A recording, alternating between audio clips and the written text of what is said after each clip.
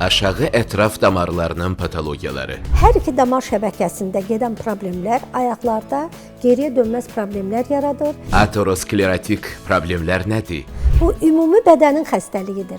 Kimlər xüsusilə risk qrupundadır? İkinci tip şəkərli diabet xəstələri arasında bu risk faktoru yüksəkdir, siqaret çəkənlər arasında yüksəkdir. Fərdi müdaxilə çıxış yoludurmu? Xaricdən görüntünün qabağının alınmasıdır, daxili problemin həlli demək deyildir. İnteqrativ təbabət xəstəliyin tam müalicəsinə zəmanət verirmi? Həkimin dediklərinə riayət edib vaxtlı-vaxtında profilaktik müalicələrə gəlməklərini daha düzgün sayıram. Bioloji təbabət inteqrativ müalicə mərkəzindən dəvət olunan inteqrativ tibb həkimi, terapevt, homotoksikoloq Arzu Musayeva aşağı ətraflarda damar patologiyalarının fəsadlarından danışacaq. Ətraflı sağlam səhhətdə.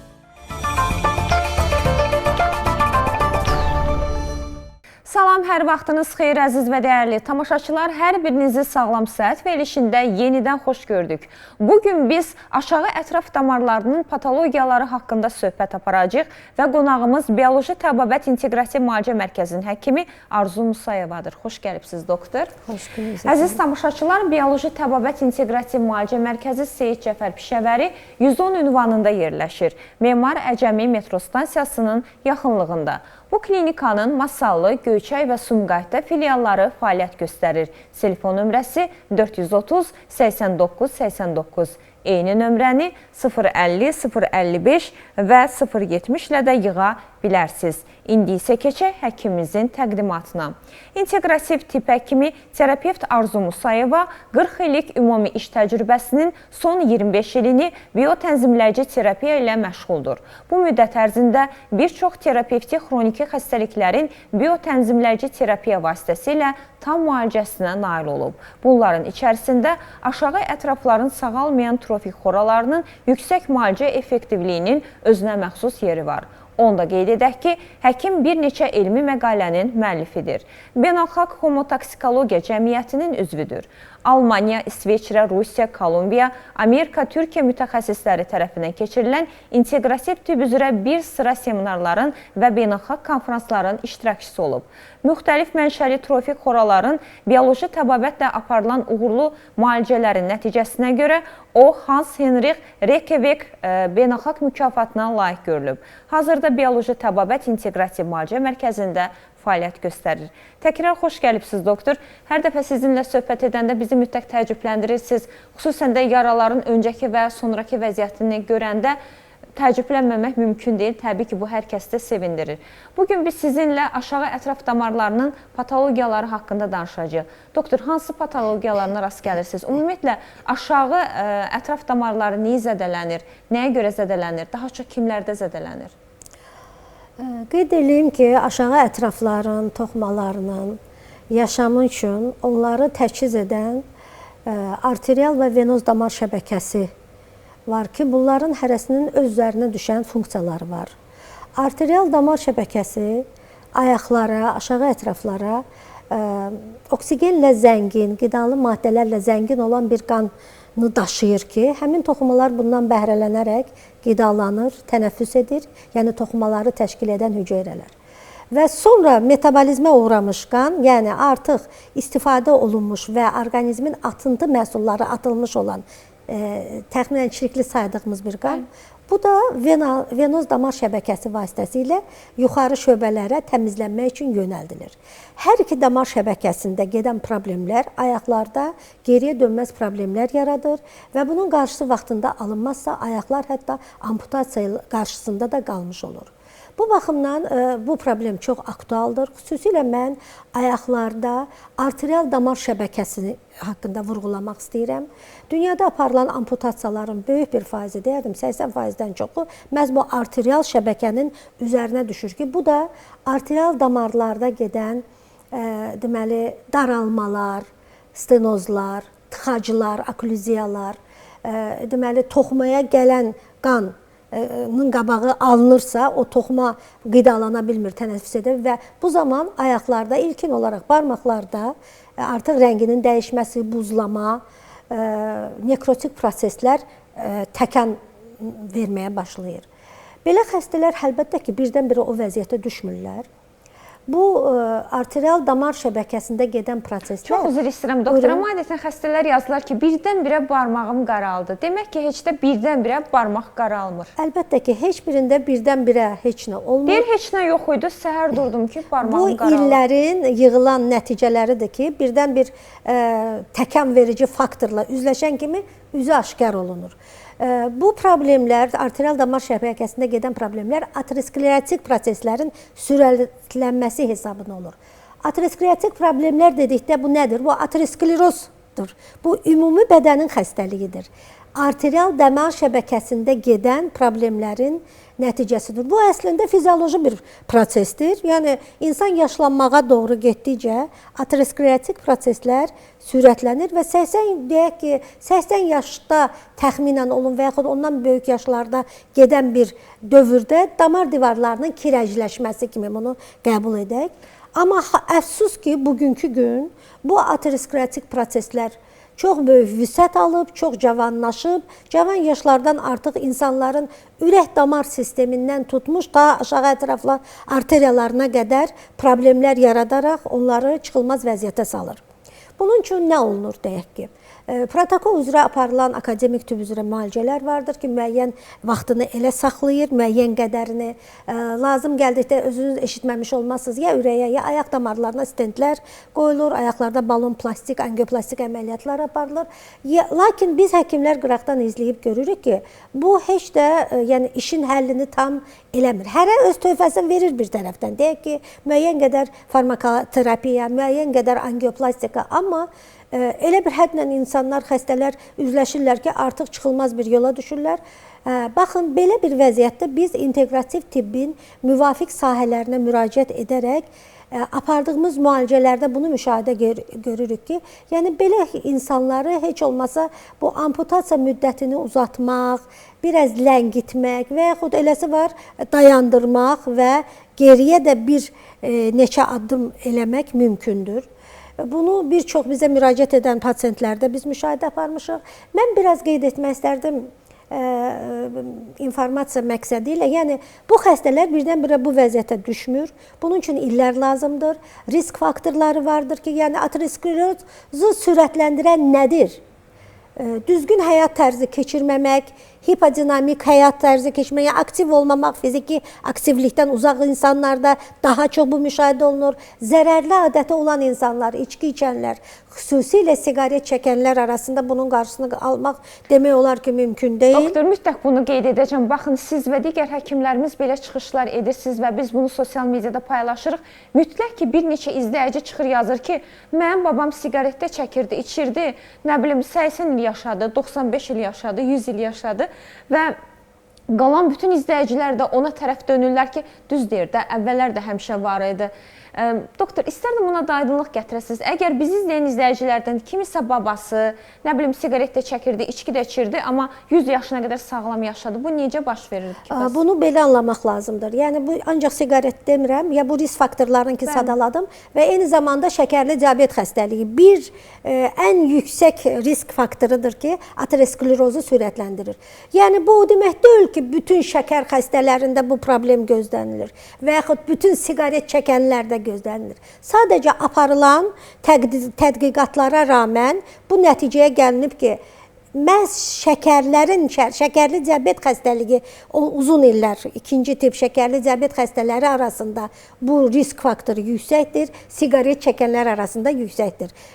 Yəni, bu cür anlamaq lazımdır. Bu o demək deyil ki, bütün siqaret. Amma mən sizə deyim ki, hələ 100 il yaşamaq, o demək, və yaxud 80 il yaşamaq yaşaya bilər insan. Amma onu aktiv mi yaşayır, ağrılı, acılı mı yaşayır, ya sağlam yaşayır? Və ola bilərmi ki, doktor, bir adamın babası lap siqaret çəksin, içki içsin, 100 yaşına qədər sağlam yaşasın, o adam o qədər yaşamasın, yaxud siqaret dediyiniz o ayaqda problemləri yaratsın. Heç də babamda elə olmayıb deyən o demək deyil ki, məndə də olmayacaq. Onun babası yaşadığı dövr zaman ayrı olub.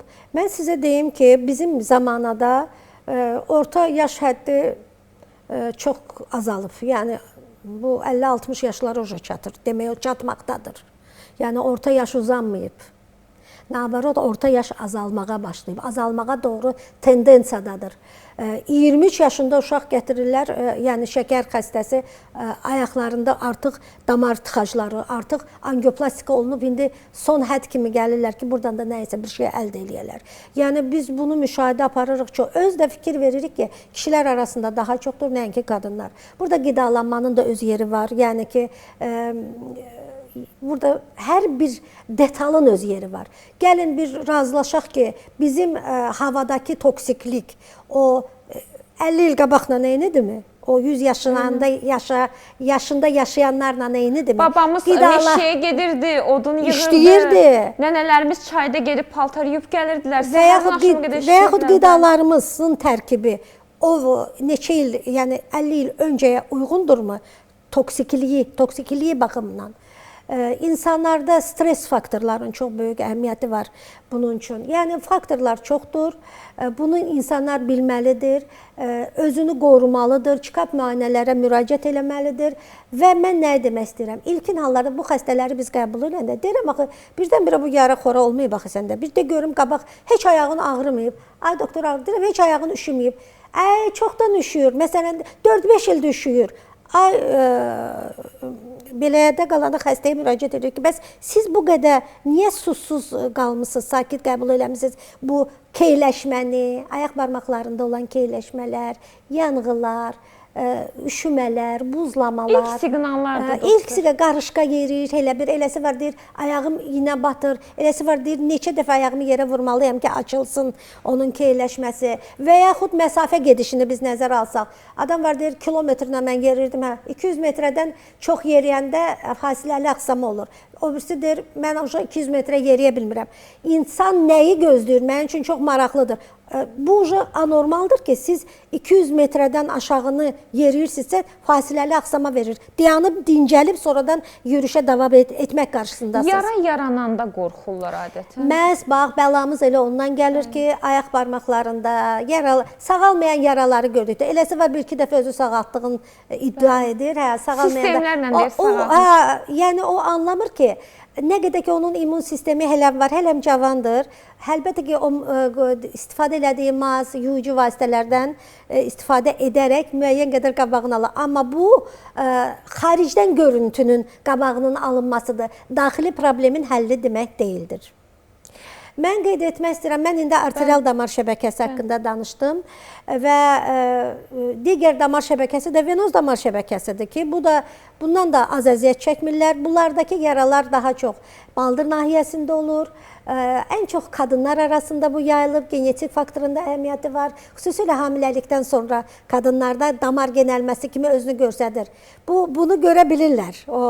Çoxsu da kosmetik baxımdan cərrahi müdaxilələrə qaçırlar. Ancaq heç nə problemin həlli deyil. Yəni, həm müalicəni, həm cərrahiyyəni yanaşı aparsalar daha yüksək effekt əldə edə bilərlər. Doktor, elə bu görüntü ilə bağlı da bizə izah edə bilərsiniz? Baxın, hazırda görüntüdə diabetik angiopatiya haqqında danışıqdır. Yəni, məhz diabet xəstələrində arterial damarların daralması. Damarın görüntüsündə də o mikroskopla görürsünüz, böyüdücü şüşə ilə göstərilir ki, yəni necə onun daxilində. Baxın, niyə deyirik siqaret və yaxud homosistein və yaxud şəkər, uzun müddət qanda glukozanın dövriyyəsi, sorbitolun böyük miqdarda divara çökməsi damar divarının zədələnməsinə gətirib çıxarır ki, bundan sonra da o bərpası üçün yaranan deməli proseslər damar divarını artıq daraltmağa başlayır. Yəni, bir fikir verin, proses hardan qaynaqlanır?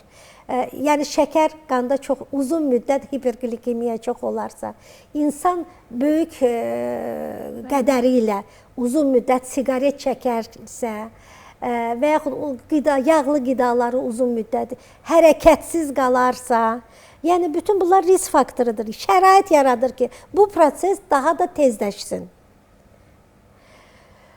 Eyni zamanda, baxın, dünyada burada qeyd olunur aktuallığı problemin ki, yəni, baxın, hər 10 saniyədən bir insan diabet və ya onun fəsadından öz həyatını itirməkdədir. Aşağı ətraflarda aparılan amputasiyaların 85%-i bunun üzərinə düşür. Eləcə də aşağı ətrafda amputasiyasından sonraki dövrdən gedir söhbət. 50% hallarda digər ayağında da eyni problemi yaşayır və belə orta ömür burada 3 il, 5 il arası qədərində tərəddüd edir. Bunlarla yanaşı bu insanların həyat keyfiyyəti, həyat fəaliyyəti pisləşir. Əlilliyin sayı artır. Bu çox sosial problemdir. Yəni biz həkimlər hərəmiz bir tərəfdən çalışırıq ki, araşdıraq, axtaraq, tapaq da pasientlərimizə, bu qism pasientlərimizə daha nə ilə yardım edə bilərik. Bu baxımdan da inteqrativ tibb bizim harayımıza çox gəlir. Yəni burada baxışlar da biraz fərqlidir. Biz demirik ki, ancaq inteqrativ tibblə müalicə. Əlbəttə ki, akademik terapiyanın fonunda inteqrativ tibbin də tətbiqi nəticələrin yaxşılığa doğru yönəldir. İnteqrativ tibb dedikdə nədir bu inteqrativ? Məhz akademik tibbin özünü də öz ətrafında cəmləndirən, yəni elmi əsası olan terapevtik bütün üsulları öz ətrafında birləşdirən bir yeni istiqamətdir. Burada həkimin peşəkarlığının əhəmiyyəti var ki, məhz bu dairənin, çevrənin ətrafında olan terapiyalardan hansı ilə start verməlidir öz müalicələrinə. Bunun üçün də xəstəliyin konstitusiyasını, ağırlıq dərəcəsini, bir çox vəziyyətləri dəyərləndirməyi bacarmalısan ki, biləsən bu istiqamətin hansından başlamalısan. Müraciət edən pasientlər ağır vəziyyətdə olduğu üçün, əlbəttə ki, ilk anlarda biz 5-10 gün müddətində elə akademik tibbdən farmakoterapiyasından tutaq ki, iltihab əleyhinə antibakterial terapiyalara start veririk və yaxud didamer göstəriciləri belə xəstələrdə yüksəkdirsə, deyək ki, antiaqreqatlardan və eləcə də kleksandan tutaq ki, istifadə edirik, durulaşdırıcılardan istifadə edirik, ağrı kəsicilərdən edirik ilk anda. Ancaq sonradan keçid alırıq inteqrativ tibblə bu müalicəni davam etdirməyə. Niyə? Əvvəla uzun müddət həmin farmakoterapiyanı işlətmək mümkün deyil. Bunların orqanizmə öz yan və yanaşı təsirləri vardır ki, buradan bir yeri müalicə eləməklə digər yeri zədələmək qarşısında qalırsan. Və bu baxımdan da inteqrativ tibb önə gəlir. Çünki burada istifadə olunan bioloji preparatlar nanotexnologiyalar hazırlanıb kiçik dozalı olduğu üçün və təbii mənşəli olduğu üçün orqanizmə yan təsirləri qətiyyən yoxdur. Bunlarla xroniki xəstəliklərin müalicəsi uzun müddət, tam sağalana qədər yəni aparmaq mümkündür. Tam sağalma sözü şərti bir sözdür. Baxır, hansı xəstəlikdə tam sağalmanı əldə etmək olar. Xroniki xəstəliklərin müalicəsi ümumiyyətlə akademik tibblə yoxdur.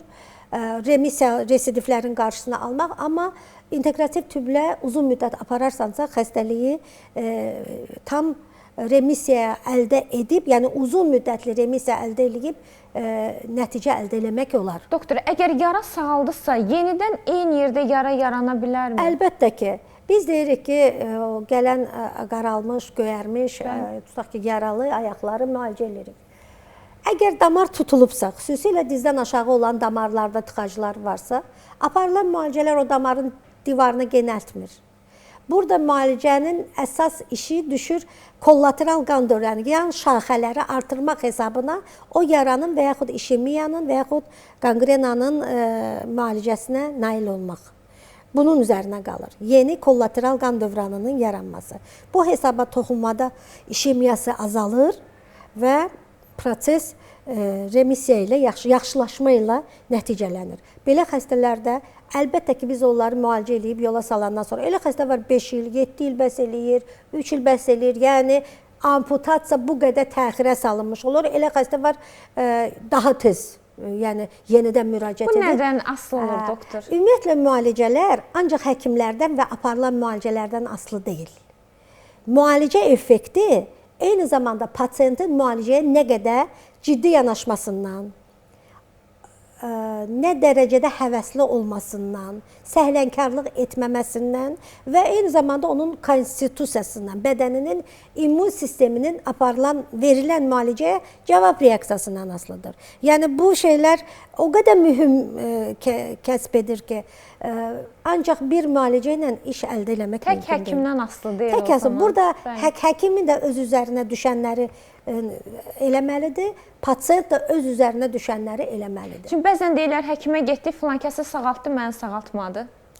Olur elə hallarda. Məsələn, bu son vaxtlar bir xəstəm yenidən mənə müraciət edib, baxmayaraq 5 il qabaq bu adamın ayağı kəsilməli idi.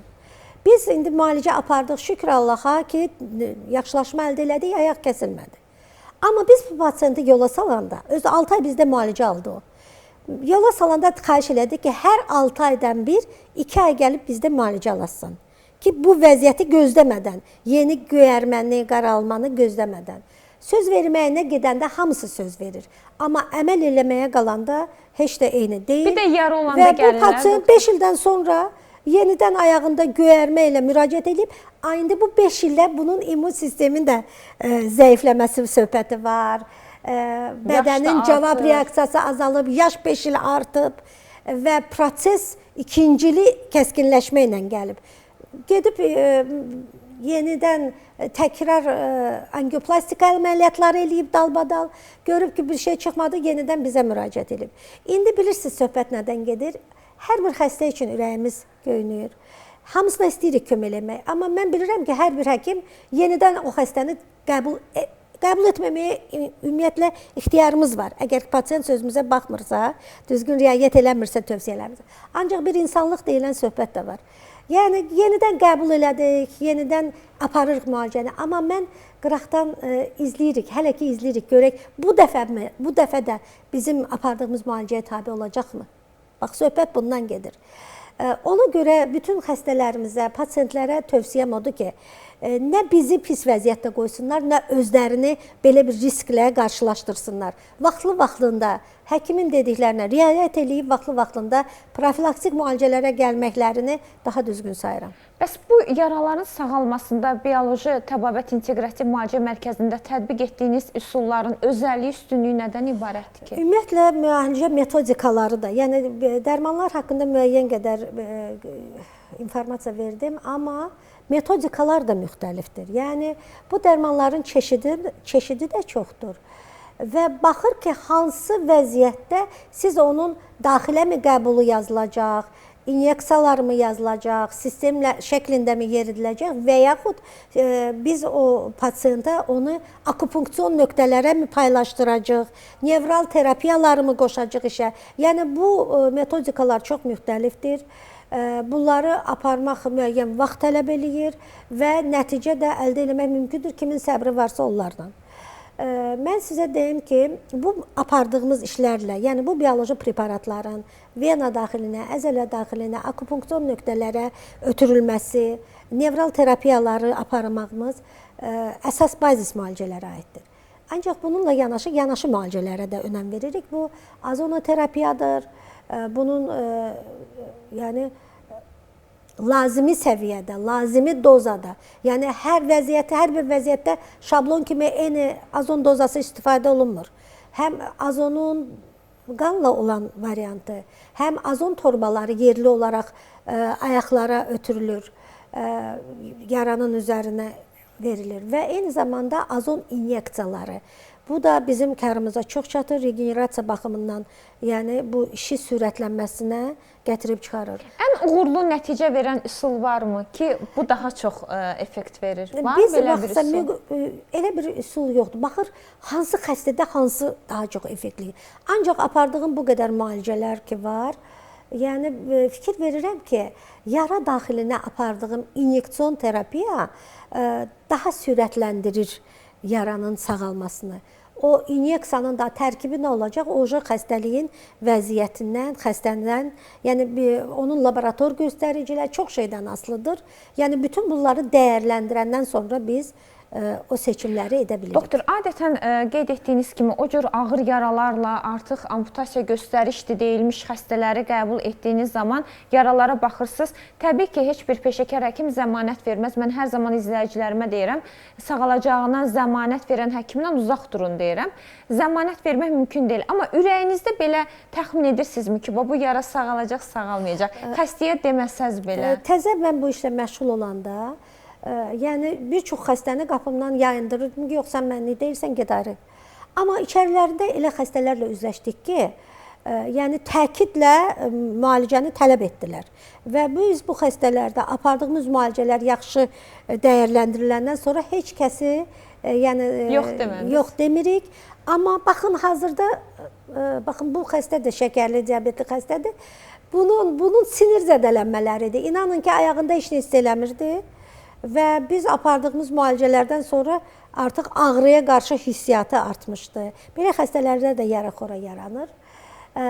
Yəni bu bilavasitə aparılan müalicənin taktikasından asılı olaraq həyata keçirilir. Bəs yaraya baxanda artıq təxmin edirsiniz sağalacaq, Yaraların sağalmasını hər dəfə izləyirik. Biz axı gündəlik müalicə deyil, gün aşırı aparılır müalicələr. İlk 10 dəfəlikdə, növbəti 10 dəfəlikdə, həftədə 2 dəfə olmalı. Bunun əsas məqsədi verilən müalicəyə bədənin cavabını izləmək üçündür. İzləyərəkdən gedirik bu yola. Mən bu qədər xəstələr müalicə eləmişəm. Heç bir cəciylə deməmişəm ki, gəl mən səni sağaldacam. Çünki bizə gələnlər zaten əli hər yerdən üzülmüş pasientlərdir. Bunlarla işlədikcə və deyirəm, mən sizinlə bir yerdə izləyəcək biz. O zaman özünüz də bilmirsiniz öncədən doktor. Öncədən heç vaxt belə xəstələrə qaransiya yoxdur. Bunlar ağır xəstələrdir. Hesab eləyin ki, bir neçə həkim bunlara amputasiya hökmü oxuyub, bir neçə yerlərdə. Hansı ki, ekranda da izləyirik. Baxın, başlanğıc qangrenalardır. Görürsünüz, aparılan müalicə hesabına o qangrena dala qayıtdı. Nəyin hesabına? Kollateral qan dövranının artırılması hesabına. Bu pasiyent, rayondan gələn pasiyentlərimizdən də bir 4-5 il var, belədir. Amma çox məsuliyyətli pasiyentdir. O gələndə mən deyirəm, sən təzə getməmişdi. Doktor deyir, 6 aydan çox keçib. Yəni pasiyent özü maraqlıdır öz müalicəsinə. Amma eləsi var ki, vallahi deyirəm də 5 il keçib indi gəlib. Yeni qaralmanı görməyincə gəlmirdi. Elə də iş çox çətinliyə düşür. Həm maddi baxımdan yüklənir. Baxın, bu xaricdən olan bir pasiyentin ayağıdır.